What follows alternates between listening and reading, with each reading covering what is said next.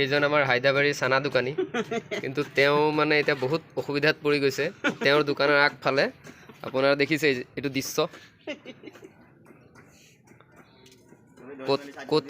কতুবাত মদ খাইছে, আহি পেলাই এই চানা দোকানী আগফালে পৰিছে। তেওঁৰ দোকানদাৰী চলাওঁতে বহুত অশান্তি হৈছে।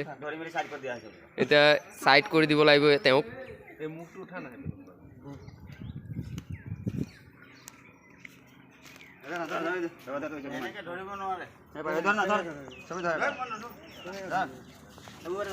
ধৰি পেলাই চাইড কৰি দিয়া হৈ আছে তেওঁক।